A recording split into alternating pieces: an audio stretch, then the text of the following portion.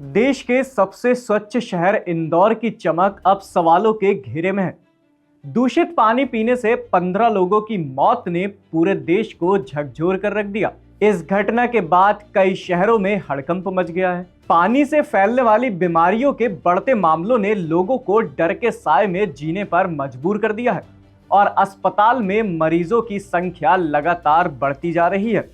नमस्कार, मैं एकाग्र गुप्ता और आप देख रहे हैं द हिंदी टॉप। देखिए, यह संकट अब सिर्फ इंदौर तक सीमित नहीं है। अब देश के दो और अहम शहर, गुजरात की राजधानी गांधीनगर और देश का आईटी हब बेंगलुरु भी गंभीर जल प्रदूषण की चपेट में आ चुके हैं। दोनों शहरों में पीने के पानी की पाइपलाइन में सीवेज कम पानी मिलने की पुष्टि हुई है। इससे हजारों लोगों की सेहत पर सीधा खतरा मंडरा रहा है। हालात ऐसे बन चुके हैं कि एक बड़े स्वास्थ्य संकट की आशंका से इनकार नहीं किया जा सकता। सवाल यही है कि क्या प्रशासन समय रहते जागेगा या फिर लापरवाही की कीमत आम जनता को अपनी जान देकर चुकानी पड़ेगी।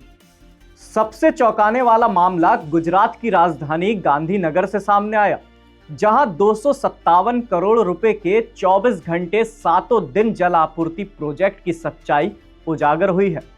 मीडिया रिपोर्ट्स की माने तो दूषित पानी के कारण अब तक 70 लोग टाइफाइड की चपेट में आ चुके हैं।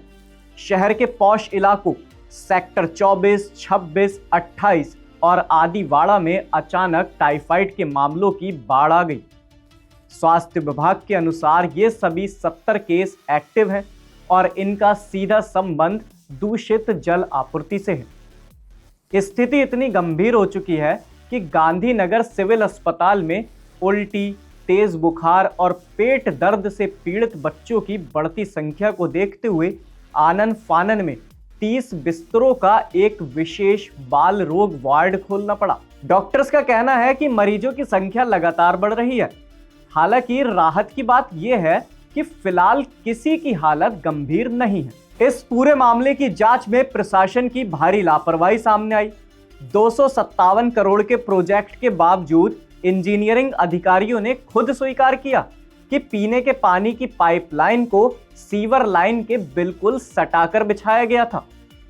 अधिकारियों के मुताबिक जब पानी का प्रेशर बढ़ाया गया तो कमजोर पाइप फट गए और उन्हें आसपास के गटर का गंदा पानी उसमें रिसने लगा। अब तक ऐसे 7 लीकेज पॉइंट्स की पहचान की जा चुकी है। अब रुख करते हैं बेंगलुरु का, जहां लिंगराजपुरम के KSFC लेआउट में हालात बेहद चिंताजनक हैं। बीते कई महीनों से लोग पेट दर्द, उल्टी और डायरिया की शिकायत कर रहे थे, जिनमें से कई को अस्पताल में भर्ती कराना पड़ा। सच्चाई तब सामने आई जब लोगों ने अपने अंडरग्राउंड पानी के टैंकों की सफाई करवाई। टैंकों में पीने के पानी की जगह बदबूदार झागदार पानी और गंदगी की मोटी परत जमी हुई मिली। हालात ऐसे हैं कि पिछले एक हफ्ते से 30 से 40 परिवार मजबूरन निजी टैंकर से पानी खरीदकर पीने को मजबूर हैं।